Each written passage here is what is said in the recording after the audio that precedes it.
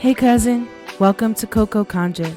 Here we talk about all things hoodoo, folklore, and spiritual journeys.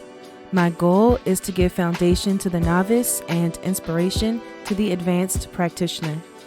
If you haven't guessed already, my name is CoCo. As evident by the title, we're going to dive into the spiritual shift of the legendary ancestor, Frederick Douglass. In case you missed the Black History Month lesson, Frederick Douglass was a former slave born on the eastern shore of Maryland to a slave woman and an unidentified white man. As a young boy, he was sent to Baltimore to work in a shipyard. His time in Baltimore proved to be foundational to his journey because, while in that shipyard, he learned to read and write. This is a skill we take for granted now. It's a shock, really, when we meet someone now, no matter their skin color or place of origin, who cannot read and write at least one language. But then, in early 1800s America, a slave that could read or write was novelty at best and dangerous at worst. After failed attempts and jail time, Douglass found his freedom, fleeing Maryland altogether and moving to New York. Once he found his footing and found himself a mentor, Douglass put his prolific writing skills to use and hit the speaking circuit to tell tales about his time as a slave on the eastern shore of Maryland. And, of course, the sins of slavery only a few could stomach. In short, he became an influencer by our standards. A short biography about Douglass can be found on the PBS website. It's a crash course for sure, but while conjuring Douglass to mind and grappling with the kind of man he was, I found it useful. It says, in 1851, Douglass announced at a meeting in Syracuse, New York, that he did not assume the Constitution was a pro-slavery document, and that it could even be wielded in behalf of emancipation, especially where the federal government had exclusive jurisdiction. I could go into more detail about his work. He wrote many speeches and spoke to many people on behalf of abolition. He was a renowned orator and a known and public abolitionist. His speeches are moving and his words are piercing.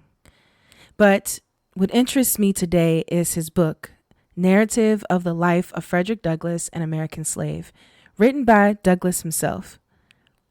Specifically, what interests me is his run-in with a Conjure Man named Sandy. I was going to summarize it for you, but with a writer as good as Douglass, a summary seems almost criminal. And cousin, you know I can never pass up a chance to tell you a story.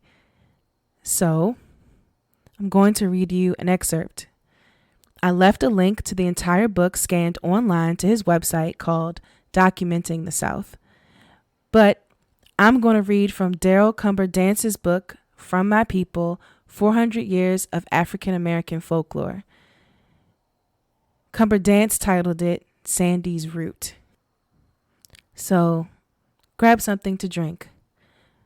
Grab your favorite quilt, put it across your lap, and come sit on the porch with me as I tell you about the time Frederick Douglass went from slave to man with a little help from a conjure man in the woods and a root in his pocket.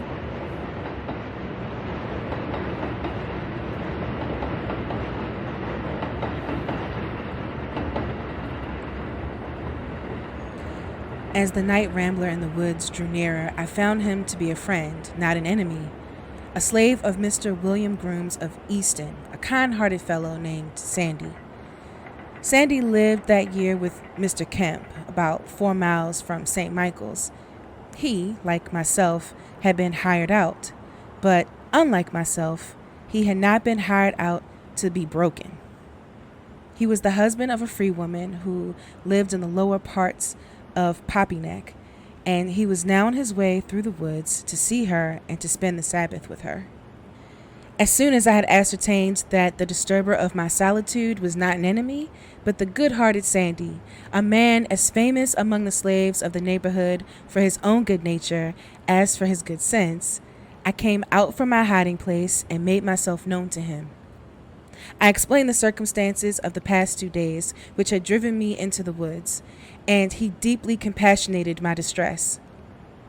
It was a bold thing for him to shelter me, and I could not ask him to do so, for had I been found in his hut, he would have suffered the penalty of 39 lashes on his bare back, if not something worse. But Sandy was too generous to permit the fear of punishment to prevent relieving a brother bondsman from hunger and exposure, and therefore, on his own motion, I accompanied him to his home, to his wife. For the house and lot were hers, as she was a free woman.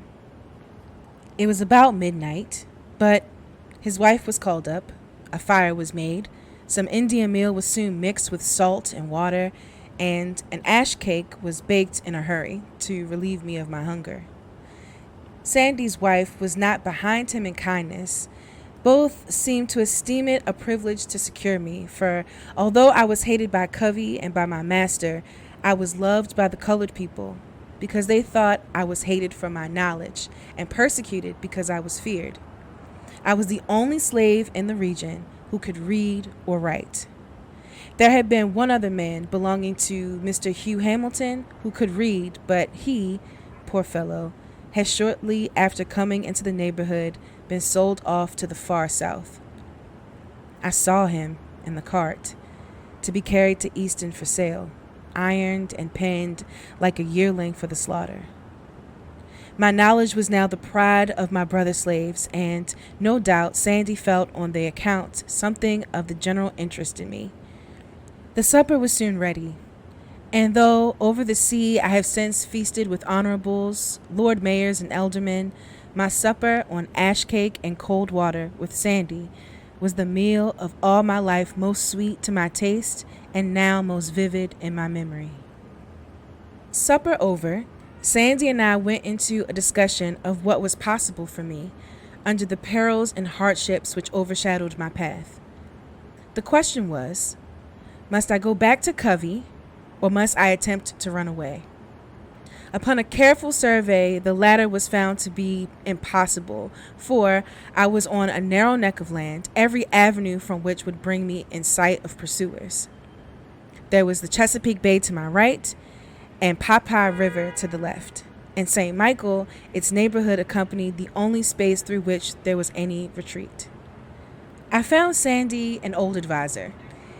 He was not only a religious man, but he professed to believe in a system for which I have no name. He was a genuine African and had inherited some of the so-called magical powers said to be possessed by the Eastern nations. He told me that he could help me, that in those very woods there was an herb which in the morning might be found, possessing all the powers required for my protection. I put his words in my own language.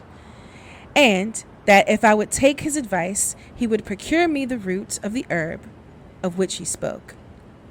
He told me further that if I would take the root and wear it in my right side, it would be impossible for Covey to strike me a blow, and that with this root about my person, no white man could whip me. He said he had carried it for years and that he had fully tested its virtues.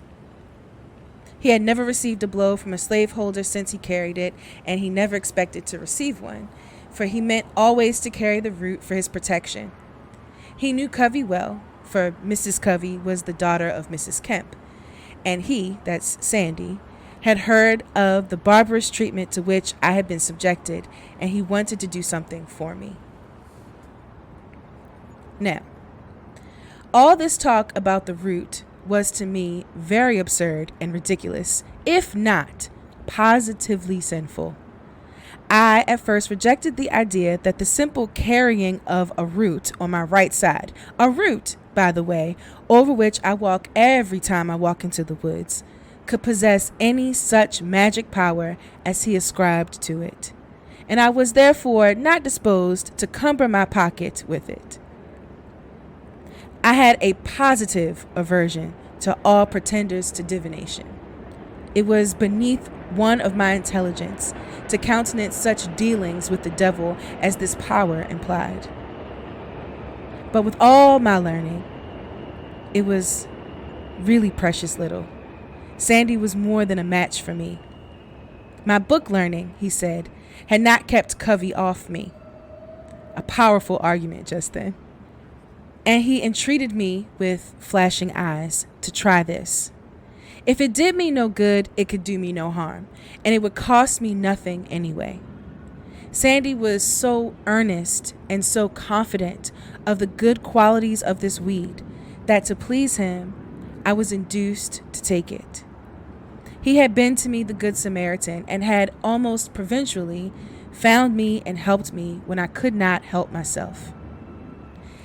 How did I know but that the hand of the Lord was in it? With thoughts of this sort, I took the roots from Sandy and put them in my right pocket. This was, of course, Sunday morning. Sandy now urged me to go home with all speed and to walk up bravely to the house as though nothing had happened. I saw in Sandy, with all his superstition, too deep an insight into human nature not to have some respect for his advice, and perhaps, too, a slight gleam or shadow of his superstition had fallen on me. At any rate, I started off toward Covey's as directed. Having the previous night poured my grief into Sandy's ears and enlisted him in my behalf, having made his wife a sharer in my sorrows, and having also become well refreshed by sleep and food, I moved off quite courageously toward the dreaded Covey's. Singularly enough, just as I entered the yard gate, I met him and his wife on their way to church, dressed in their Sunday best and looking as smiling as angels. His manner perfectly astonished me. There was something really benign in his countenance. He spoke to me as never before, told me that the pigs had gotten into the lot, and he wished me to go drive them out, inquired how I was, and seemed an altered man. This extraordinary conduct really made me begin to think that Sandy's herb had more virtue in it than I, in my pride, had been willing to allow, and had the day been any other day than Sunday, I should have attributed that Covey's altered manner solely to the power of the root. I suspect, however, that the Sabbath, not the root, was the real explanation of the change. His religion hindered him from breaking the Sabbath, but not from breaking my skin on any other day than Sunday. He had more respect for the day than for the man for whom that day was mercifully given. For while he would cut and slash my body during the week, he would on Sunday teach me the value of my soul and the way of life and salvation by Jesus Christ. All went well with me till Monday morning, and then, whether the root had lost its virtue, or whether my tormentor had gone deeper into the black art than I had, as was sometimes said of him, or whether he had obtained a special indulgence for his faithful Sunday's worship, it is not necessary for me to know or to inform the reader. But this much I may say: the pious and benign smile which graced the face of Covey on Sunday wholly disappeared on Monday. Long before daylight, I was called up to go feed, rub, and curry the horses. I obeyed the call, as I should have done had it been made at an earlier hour, for I brought my mind to a firm resolve during that Sunday's reflection to obey every order, however unreasonable, if it were possible. And if Mr. Covey should then undertake to beat me, to defend and protect myself to the best of my ability. My religious views on the subject of resisting my master had suffered a serious shock by the savage persecution to which I had been subjected. My hands were no longer tied by my religion. Master Thompson's indifference had severed the last link. I had backslidden from this point in the slave's religious creed, and I soon had occasion to make my fallen state known to my Sunday pious brother, Mr. Covey.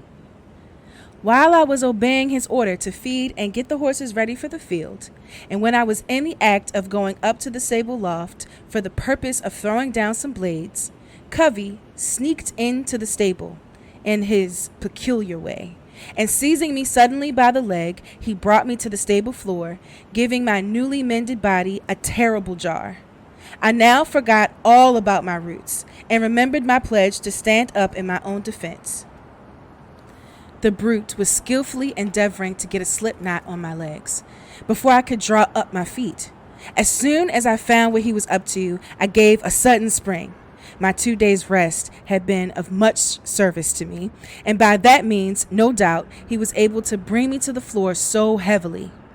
He was defeated in his plan of tying me. While down, he seemed to think he had me very securely in his power. He little thought he was, as the rowdies say, in for a rough and tumble fight. But such was the fact. Whence came the daring spirit necessary to grapple with the man who, 84 hours before, could, with his slightest word, have made me tremble like a leaf in a storm? I do not know. At any rate, I was resolved to fight. And what was better still, I actually was hard at it. The fighting madness had come upon me, and I found my strong fingers firmly attached to the throat of the tyrant, as heedless of consequences at that moment as if we stood as equals before the law. The very color of the man was forgotten. I felt supple as a cat, and was ready for him at every turn. Every blow of his was parried, though I dealt no blows in return. I was strictly on the defensive, preventing him from injuring me, rather than trying to injure him. I flung him on the ground several times when he meant to have hurled me there. I held him so firmly by the throat that his blood flowed my nails. He held me, and I held him. All was fair thus far, and the contest was about equal. My resistance was entirely unexpected, and Covey was taken all aback by it. He trembled in every limb. "Are you going to resist, you scoundrel?" said he. To which I returned a polite, "Yes, sir," steady gazing my interrogator in the eye to meet the first approach of drawing of the blow which I expected my answer would call forth. But the conflict did not long remain equal. Covey soon cried lustily for help. Not that I was obtaining any marked advantage over him or was injuring him, but because he was gaining none over me, and was not able, single-handed, to conquer me. He called for his cousin Hughes to come to his assistance, and now the scene was changed. I was compelled to give blows, as well as to parry them, and since I was in any case to suffer for resistance, I felt, as the musty proverb goes, that I might as well be hanged for an old sheep as a lamb. I was still defensive toward Covey, but aggressive toward Hughes, on whom, at his first approach, I dealt a blow which fairly sickened him. He went off, bending over with pain, and manifesting no disposition to come again within my reach. The poor fellow was in the act of trying to catch and tie my right hand, and while flattering himself with success, I gave him the kick which sent him staggering away in pain, at the same time that I held Covey with a firm hand. Taken completely by surprise, Covey seemed to have lost his unusual strength and coolness. He was frightened and stood puffing and blowing, seemingly unable to command words or blows, when he saw that Hughes was standing half bent with pain. His courage quite gone, the cowardly tyrant asked if I meant to persist in my resistance. I told him I did mean to resist, come what might, that I had been treated like a brute during the last 6 months, and that I should stand it no longer. With that, he gave me a shake and attempted to drag me toward a stick of wood that was lying just outside the stable door. He meant to knock me down with it, but just as he leaned over to get the stick, I seized him with both hands by the collar, and with a vigorous and sudden snatch brought my assailant harmlessly, his full length, on the not over clean ground, for we were now in the cow yard. He had selected the place for the fight, and it was but right that we should have all the advantages of his own selection. By this time, Bill, the hired man, came home. He had been to Mr. Helmsley's to spend Sunday with his wife. Covey and I had been skirmishing from before daybreak till now. The sun was shooting his beams almost over the eastern woods, and we were still at it. I could not see where the matter was to terminate. He evidently was afraid to let me go, lest I should again make off to the woods. Otherwise, he would probably have obtained arms from the house to frighten me. Holding me, he called upon Bill to assist him. The scene here had something comic about it. Bill, who knew precisely what Covey wished him to do, affected ignorance and pretended he did not know what to do. "Well, what should I do, Master Covey?" said Bill. "Take hold of him! Take hold of him!" cried Covey. With a toss of his head peculiar to Bill, he said, "Indeed, Master Covey, I want to go to work." "This is your work," said Covey. "Take hold of him." Bill replied with spirit, "My master hired me here to work and not to help you whip Frederick." It was my turn to speak. "Bill," said I, "do not put your hands on me." To which he replied, "My God, Frederick, I ain't gonna touch you." And Bill walked off, leaving Covey and myself to settle our differences as best we might. But my present advantage was threatened when I saw Caroline, the slave woman of Covey, coming to the cow yard to milk. For she was a powerful woman and could have mastered me easily, exhausted as I was. As soon as she came near, Covey attempted to rally her to his aid. Strangely and fortunately, Caroline was in no humor to take a hand in any such sport. We were all in open rebellion that morning. Caroline answered the command of her master to take hold of me precisely as Bill had done. But in her it was a far greater peril, for she was the slave of Covey, and he could do what he pleased with her.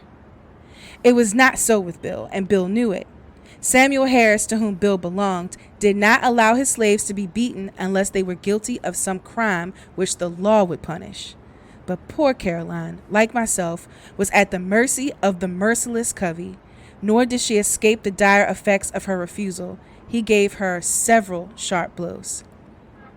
At length, 2 hours had lapsed. The contest was given over. Letting go of me, puffing and blowing at a great rate, Covey said, "Now you scoundrel, go to your work. I would not have whipped you half as hard if you had not resisted." The fact was, he had not whipped me at all. He had not, in all the scuffle, drawn a single drop of blood from me. I had drawn blood from him, and should even without his satisfaction have been victorious, because my aim had not been to injure him, but to prevent his injuring of me. During the whole 6 months that I lived with Covey after this transaction, he never again laid the weight of his fingers on me in anger. He would occasionally say he did not want to have to get a hold of me again, a declaration which I had no difficulty in believing. And I had a secret feeling which answered, "You had better not wish to get a hold of me again, for you will be likely to come off worse in a second fight than you did in the first." This battle with Mr. Covey, undignified as it was, and as I fear my narration of it is, was the turning point in my life as a slave. It rekindled in my breast the smoldering embers of liberty. It brought up my Baltimore dreams and revived a sense of my own manhood. I was a changed being after that fight. I was nothing before. I was a man now. It recalled to life my crushed self-respect. It brought up my Baltimore dreams and revived a sense of my own manhood. I was a changed being after that fight. I was nothing before. I was a man now. It recalled to life my crushed self-respect and my self-confidence, and inspired me with a renewed determination to be a free man. A man without force is without the essential dignity of humanity. A human nature is so constituted that it could not honor a helpless man, though it can pity him, and even this it cannot do for long if signs of power do not arise. He only can understand the effect of this combat on my spirit, who has himself incurred something or hazarded something in repelling the unjust and cruel aggressions of a tyrant. Covey was a tyrant and a cowardly one withal. After resisting him, I felt as I had never felt before. It was a resurrection from the dark and pestiferous tomb of slavery to the heaven of comparative freedom. I was no longer a servile coward trembling under the frown of a brother worm of the dust, but my long cowed spirit was roused to an attitude of independence. I had reached the point at which I was not afraid to die. This spirit made me a free man, in fact, though I still remained a slave in form. When a slave cannot be flogged, he is more than half free. He has dominion as broad as his own manly heart to defend, and he is really a power on earth. From this time until my escape from slavery, I was never fairly whipped. Several attempts were made, but they were always unsuccessful. Bruised I did get, but an instance I have described was the end of the brutification to which slavery subjected me.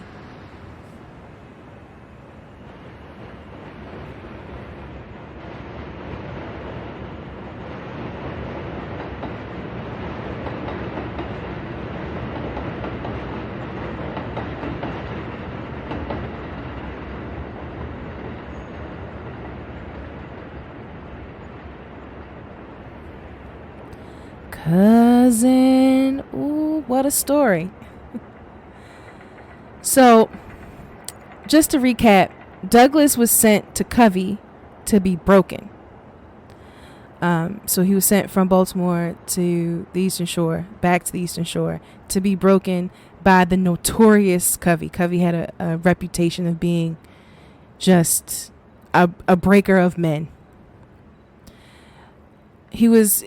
Douglass was sent to be reminded that he was a slave like all others, no matter his education, and that move on behalf of his owner was perhaps the dumbest thing you could do. Because, like Douglass said, he lost his slave religion, He lost his slave religious creed. He rebuked the torment, said he did not want the violence, and in turn found himself free in spirit, though not in body. And as we learned from Harriet Tubman, Mother Moses herself, being free in the spirit is the first step to total independence, the first step to spiritual liberation. But can we take a second and talk about that interaction with the African Conjure Man? Okay. So Sandy was known by all in the area to be a real deal conjure man, a man versed in a tradition that Douglass said had no name, a tradition of seemingly sinful and silly superstitions. Because like Douglass said, how can one root from a plant that Douglass interacted with often as he moved about those woods have any real magical power? And yet, Sandy, being versed in that tradition with no name, was willing to bet it all on that root. The root that Sandy gave Douglass is speculated to be High John the Conqueror. Whether it was actually High John as we know it to be today or not, we'll never know. But Douglass's behavior after the root is very High John-like, let's say. And it's definitely Douglass's behavior and not Covey's behavior, because I'm with Douglass. Covey's kindness was spurred on purely because it was Sunday. I remember my days at Grandma's church down south when everyone was praise the Lord this and amen that and smiles and cheers while in church. But once we hit the parking lot, after everybody got their plate, everybody was full on the fried chicken and the mac and cheese and the Hawaiian roll, because the gossip started. The tea flowed through that parking lot. So it's not too far-fetched to me that a madman like Covey, drunk on power, could be all teeth smiles on Sunday and the devil by the daybreak of Monday. But with that High John in Douglass's pocket, with that High John covering Douglas, Douglas was timing up for him. His spirit shifted.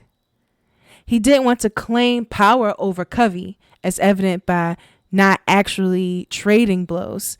Instead, Douglas only wanted to regain power over himself, over his own body. He only wanted to defend himself. And if he said you were not going to touch him, then by High John, you were not going to touch him. So it's unsure to me whether Douglas thinks that route worked or not. Maybe Douglas was expecting something grander, like the root would give him super strength or something. Or maybe that Covey would never ever try to leap when he was feeling froggy. But in my mind, if that was High John in his pocket, as we believe it to be, it definitely worked. The fight with Covey paled in comparison with his fight against his own mind. His conditioning to play the part of a slave was what he needed to conquer. From where I sit, some many years in the future, while covered with the spirit of High John, Douglas conquered that fear and that internalized racism, and in turn, he conquered Covey.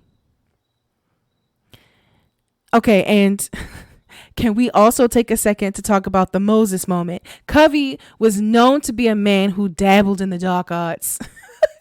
Dabbled in the dark arts on any day except for Sunday, you know? So the fact that Douglas was able to claim a quiet but sure victory over Covey meant that his hand, or his mojo, was much stronger than anything Covey could cook up. Just like how when Moses threw his staff down and Pharaoh was like, yeah, okay, whatever. I got magicians who can turn wood into snakes, right? And the magicians throw their staffs down. Moses' snake eats up all the magician snakes in the room, right? Like, you cannot outdo me in this moment. It's such a Moses moment, right? It was... That spirit was so strong that two slaves came by, looked at what was going on, looked at Douglas in his face, and were willing to risk open rebellion and whatever consequences came afterward, because whatever was going on, whatever had covered Douglas, they knew for a fact they did not want to get in the way. They were like, no, thank you. I will just turn around and go about my business. I have no idea what's going on. And by the looks of Douglas, I ain't trying to get in the middle of it. So like, it worked. In my mind, that High John worked.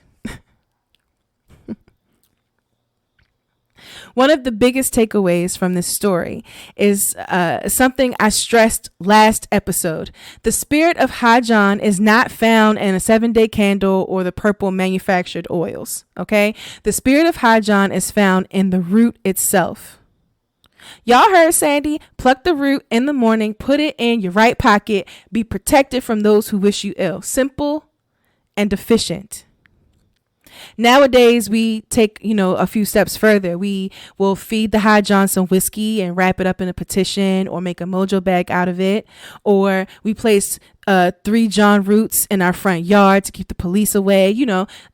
Tradition changes a little bit, sure, as we progress as a people, as our folk magic and our folklore changes and shifts and grows. So does our magic, right? So I get that. But don't think for 1 second that in order to be covered by that spirit of High John, you need to worry about having the right candle with the right prayer and the right oils and the right herb blends.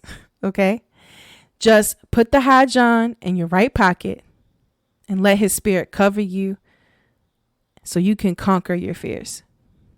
All right. So we've made it to that portion of the podcast where I turn to the internet and pick a question from Reddit or Facebook or wherever, and I try to answer it. This question I found on Facebook. It says, "Do High John root make y'all aggressive? Like, I felt my ego was challenged and I was ready to fight." Okay, so some people are just fiery in spirit. Okay. I was one of those people up until about, I want to say, I hit my 30s. I was willing to, well, mid 20s, early 30s. I was willing to fight everything for anything, no matter what. So I think that if you'd have put High John in my pocket then, that, yeah, I probably would have been very aggressive. Very aggressive. I don't think that the spirit of High John will make you act out of yourself, but I do think that it will help you to aim your whatever you have, so you can get victory. You feel what I'm saying? So I think, yeah, if I was carrying High John like 10 years ago, yeah, I probably would have been very aggressive, more so than I was. Everything was a fight when I was in my 20s. Everything. But now that I carry High John, now that I am who I am now that I've untangled myself, now that I've cooled those fires, and I pick and choose my battles as best as I can, and I put the forefront of my mind is to always walk as myself, to always go peace first. Right? Like, instead of the burn it all down protocol, my first thought is always peace first. Right? Now when I carry High John, I just feel like I am clear-headed, that my talents are aimed, and that, like, I can feel the victory in my fingertips. Whatever it is that I claim, I know it will be mine, and whatever obstacles are in my way, I know will be moved or shifted. That's how I feel when I carry High John now. But I changed as a person, right? Like, I learned to quell my own spirit. I learned that not everything is a knife fight. I learned not everything needs to be, burned down. I no longer have that super fiery spirit that I used to have. I mean, I can still muster it up when it's necessary, but it's got to be necessary. That's a life lesson that I had to learn, because I was burning everything around me. And it wasn't useful. It wasn't helpful. So once I was able to understand my own spirit, once I was able to really get my own priorities in place, that all kind of died down for me. And now when I carry High John, I just feel victorious. I just feel like, if I say it, it is. I say that a lot in my petitions. I don't say amen or so mote it be. I always say, I said it and so it is, right? Or I say it, like if I'm writing a petition to a spirit, I say it and I know I am heard.